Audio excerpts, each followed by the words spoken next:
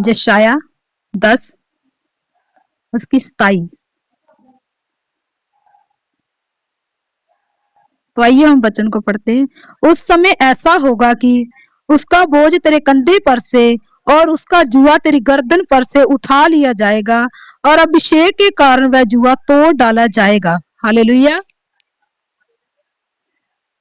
मेरे प्रियो, बाइबल कहती है कि अभिषेक के कारण हर एक जुआ तोड़ डाला जाएगा, मतलब नाश कर दिया जाएगा। जुआ मतलब एक बोझ। जैसे हम देखते हैं कि हर एक के ऊपर एक अलग अलग तरह का बोझ होता है, अलग अलग तरह का हर एक का जुआ है। किसी का जुआ उसका बिजनेस हो सकता है, किसी का जुआ उसका असफलता हो सकती है, किसी का जुआ उसकी बीमारियां, किसी का जुआ उसका परिवार। ऐसे बहुत सारे अलग अलग, हर एक के अलग अलग जुआ है। लेकिन परमेश्वर क्या कहता है? परमेश्वर कहता है इसका हल सिर्फ क्या है, एक ही है, और वो क्या है? परमेश्वर का अभिषेक। वचन में हमने पढ़ा कि अभिषेक ही के कारण हर एक जुआ तोड़ा जाता है, नाश किया जाता है। तो सोचिए कि परमेश्वर ने ऐसा बोला है, तो वो अभिषेक हमारे पास होना कितना जरूरी है। अगर अभिषेक हमारे पास नहीं है तो हम अपनी जिंदगी के किसी हालात में नहीं जीत सकते, हम किसी भी हालात पर फतेह नहीं पा सकते। जब जुआ हमारे ऊपर होता है तो हम देखते हैं कि जब, जैसे कि उदाहरण पर देखो, अगर हमने कोई भारी सामान अपने सिर के ऊपर कोई बोझ उठाया हुआ है, अगर उस बोझ के कारण हम हमेशा सीधे देख के, जो नीचे देख के ही चल सकते हैं, हम कभी ऊपर नहीं देख सकते, हम इधर उधर ज्यादा नहीं देख सकते, हमें सीधा ही देख के चलना पड़ता है, नीचे देख के चलना पड़ता है, हम ऊपर नहीं देख सकते, मतलब हम कोई दर्शन नहीं देख सकते। अगर बोझ हमारे ऊपर है तो हम कोई दर्शन नहीं देख सकते हैं। और यही तो शैतान चाहता है, यही तो शैतान की प्लानिंग होती है कि हर एक इंसान को वो अलग अलग बोझ के नीचे रखे, ताकि हम कोई दर्शन ना देख सके, ताकि आने वाला समा कितना महान है हमारे लिए हम कभी ना देख सके। मेरे प्रियो, वचन कहता है कि हमें हमारे जीवन में अभिषेक का होना बहुत ही ज्यादा जरूरी है।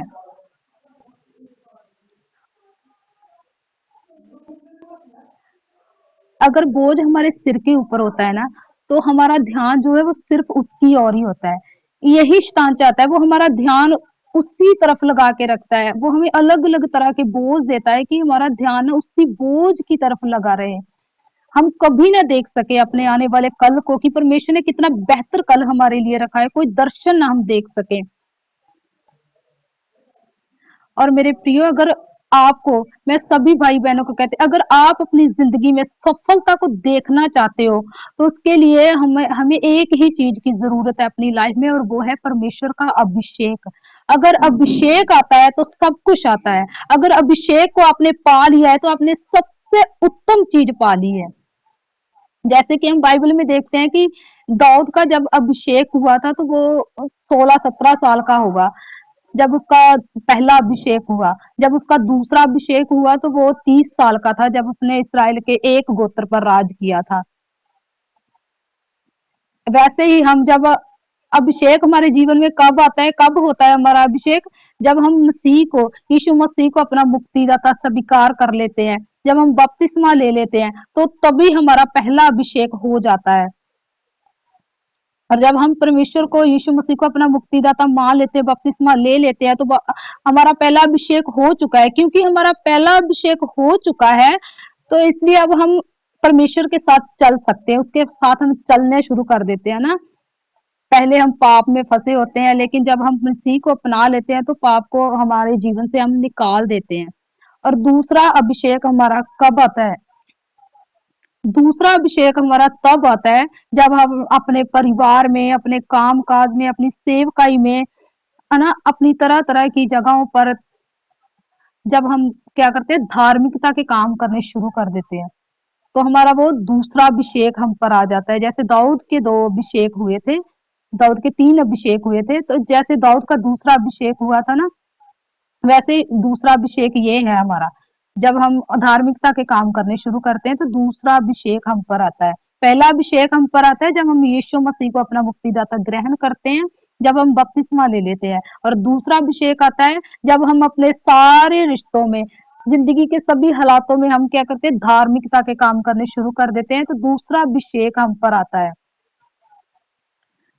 और हमें क्या करना है कि हमें इस अभिषेक को क्या है, बचा के रखना है, इसकी रक्षा करनी है। जैसे दाऊद ने अभिषेक की रक्षा की, हमें भी ना अपने अभिषेक की रक्षा करनी है। और उसकी रक्षा हम कैसे करते हैं, हमें अभिषेक की रक्षा ऐसे करनी है कि हमें जैसे लोगों से थोड़ा, जैसे हम ठट्ठा मजाक वालों से दूर रहना है, गाली गलौच वालों से दूर रहना है, ये लड़ाई झगड़ा करने वालों से दूर रहना है, अलगताई में रहना है। हमें हमें किसी की चुगली नहीं करनी है, हमें किसी के खिलाफ ईर्खा नहीं रखनी है, अपने मन में क्रोध नहीं रखना है, गुस्सा नहीं रखना है, जलन नहीं रखनी है, हमें घमंड में नहीं आना है। इस प्रकार से अगर हम ये सब चीजें नहीं करते, हमारा अभिषेक बचा रहता है। अगर हम हमारे जीवन में ये सब कुछ है, तो वो अभिषेक जो है वो खत्म हो जाता है। जैसे कि सबोदेशक की किताब में लिखा हुआ है ना, 10 की 1 में हम पढ़ते हैं उसे, सबोदेशक 10 की 1, मरी हुई मक्खियों के कारण गंदी का तेल सड़ने और बसाने लगता है। तो इस वचन में हम देखते हैं कि सड़ी हुई मक्खियों के कारण गंदी का तेल सड़ने लगता है, बसाने लगता है। तो जब हम किसी के खिलाफ बोलते हैं, किसी की चुगली करते हैं ना, किसी के लिए अपने मन में गुस्सा रखते हैं, क्रोध रखते हैं, कड़वाहट रखते हैं, हम घमंड में रहते हैं, तो ये क्या है, एक मरी हुई मक्खियां है। ये जब ये होती है ना, तो जो हमारा अभिषेक होता है ना, वो धीरे धीरे क्या लगता है, सड़ने लगता है, बसाने लगता है, और एक दिन वो खत्म हो जाता है। और जब अभिषेक खत्म हो जाता है, तो हम अपनी जिंदगी के किसी हिस्से में सफल नहीं हो पाते हैं। हम कितनी भी कोशिश करें, हमें असफलता ही दिखाई देती है। और अगर हमें सफल होना है, तो इन सब चीजों को अपनी जिंदगी से बाहर निकालना है। हमें अपने दुश्मनों को हमें माफ करना है। जो हमारे दुश्मन है, किसी भी कारण से वो बन गए होंगे, हमें उन्हें क्षमा करना, उन्हें माफ करना, क्योंकि वचन कहता है अपने दुश्मनों के लिए भी प्रार्थना करो। तो हमें वचन को देखना है, हमें वचन को फॉलो करना है। हमें ये नहीं देखना हमारा मन क्या कहता है, हमारा दिल क्या कहता है उसके विषय में। अगर किसी के लिए आपके मन में क्रोध आ रहा है, गुस्सा आ रहा है, जलन आ रही है, तो आपको उसी टाइम परमेश्वर के वचन को याद करना है कि वचन क्या कहता है। हमें उस वचन को याद करना है कि परमेश्वर ने कहा है कि दूसरों को माफ करो तो तुम्हें माफ किया जाएगा। परमेश्वर ने कहा है 7 नहीं 70 गुना माफ करो। कोई कितनी भी गलतियां करे उसे माफ करो, माफ करो। परमेश्वर ने 70 गुना माफ करने को बोला है। सोचो, परमेश्वर खुद अगर वो 70 गुना माफ करने को कह रहा है, तो वो आपके कितने कितने बड़े गुनाहों को माफ करता होगा। तो वो खुद कितना दयालु परमेश्वर होगा।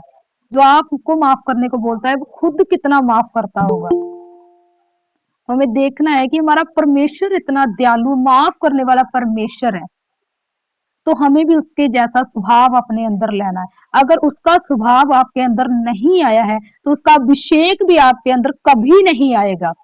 और अभिषेक नहीं आएगा, तो आपका कोई भी जुआ नहीं नाश होगा, नहीं तोड़ा जाएगा कभी भी। आप कितनी भी कोशिश कर लो, आप किसी के पास भी चले जाओ, आपका वो अभिषेक अगर नहीं है आपके जीवन में, परमेश्वर का अभिषेक, तो आप अपनी जिंदगी के किसी हिस्से में सफलता नहीं देख पाओगे कभी भी। तो इसलिए हमें अपने अभिषेक की रक्षा करनी है। ऐसी जो मरी हुई मक्खियां हैं, उन्हें अपने अभिषेक के तेल के पास नहीं आने देना है।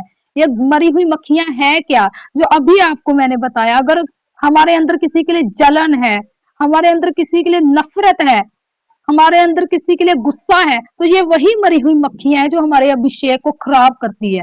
और हमें अपने अभिषेक को खराब नहीं करना, हमें उसको संभालना है, जैसे दाऊद ने अपने अभिषेक को संभाला और एक दिन वो पूरे इसराइल का राजा बना।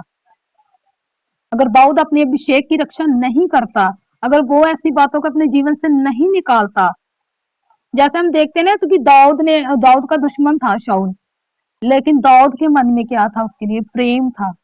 दाऊद ने कभी उस पर हाथ नहीं उठाया, दाऊद ने कभी उसका बुरा नहीं चाहा। यहाँ तक कि उसके मरने के बाद दाऊद ने जो उसके बेटे का बेटा था, उसको उसने अपने समान, अपनी अपने मेज पर खाना खाने के लिए उसने उसे बुलाया और उसको रोज खाना खिलाता था। दाऊद के अंदर इतना प्यार था।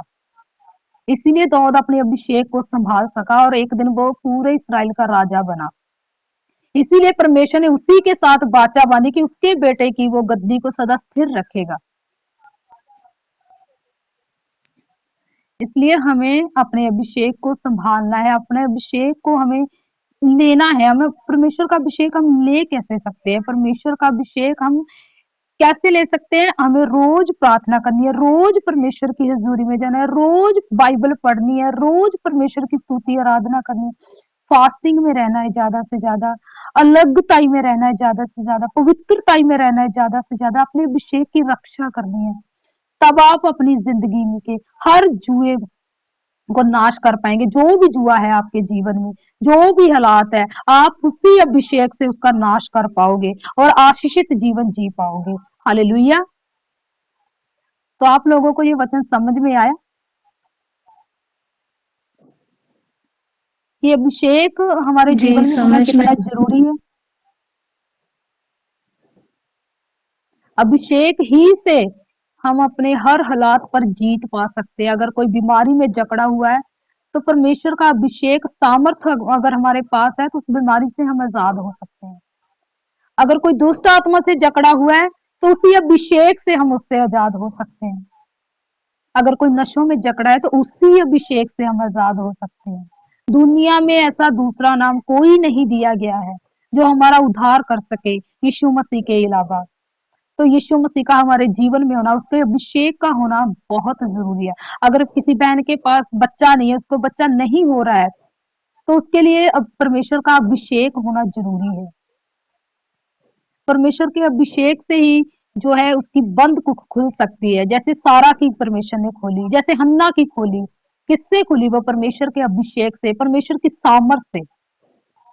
परमेश्वर की सामर्थ अभिषेक हमारे पास होनी बहुत ही ज्यादा जरूरी है।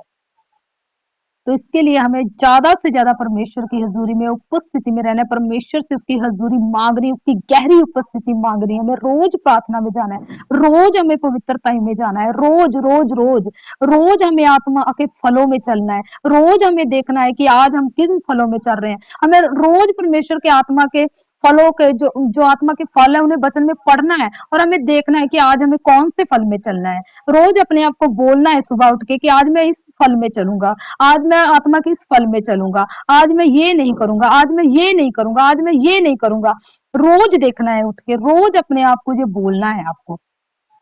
तो देखना परमेश्वर का अभिषेक, परमेश्वर की उपस्थिति, परमेश्वर की सामर्थ कैसे धीरे धीरे आपके जीवन में काम करती है। और जिन हालातों से आप सालों से नहीं छूट पा रहे हैं, वो दिनों में, हफ्तों में, महीनों में नहीं, वो कुछ ही घंटों में भी आप छूट सकते हो। परमेश्वर की ऐसी सामर्थ है, ऐसा मसा है परमेश्वर का, ऐसा अभिषेक है। इसीलिए तो परमेश्वर ने यशायाह 10:27 में बोला है कि अभिषेक ही के कारण तेरा हर जुआ नाश किया जाएगा, हर जुआ खत्म किया जाएगा, हर जुआ जला दिया जाएगा। किससे? सिर्फ अभिषेक से।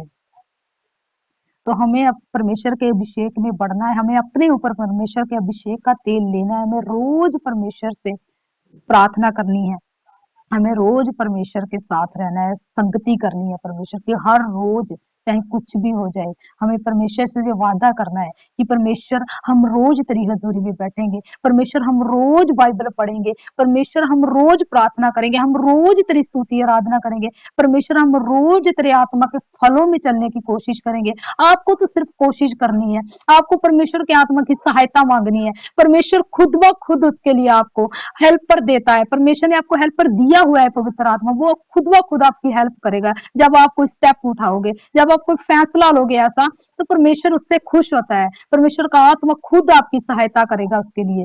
आप एक बार करके तो देखो, आप परमेश्वर के कामों के लिए कदम उठा के तो देखो। आपको परमेश्वर के काम करने के लिए इस धरती पर भेजा गया है, परमेश्वर का वचन फैलाने के लिए, रूहों को बचाने के लिए। आपको अपनी गवाहियां लेके परमेश्वर आपके जीवन में जब कुछ करता है तो अपने घर में नहीं बैठना है, आपको परमेश्वर के वचन को आगे आगे फैलाना है, ताकि और लोग भी उसे सुनकर परमेश्वर को अपनाए, परमेश्वर की सामर्थ को जाने, परमेश्वर के प्रेम को जाने। हालेलुया। तो मैं आशा करती हूँ कि आप लोगों ने जरूर आज के वचन से कुछ ना कुछ तो सीखा होगा। परमेश्वर इस वचन के पढ़े और सुने जाने पर बहुत सारी आशीष और बरकत दे। आज का वचन हम सबके जीवन में 100 गुना फलों को लेके आए, जो फल बने रहे, कोई अंधकार की शक्ति में फलों को चुरा ना सके, यीशु नासरी के समर्थी और जीवित नाम से, आमेन।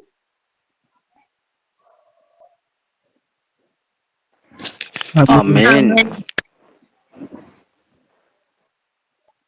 तो आप में से कोई भी जन अगर प्रेयर करना चाहता है छोटी सी इन वचनों के लिए, तो वो कर सकता है।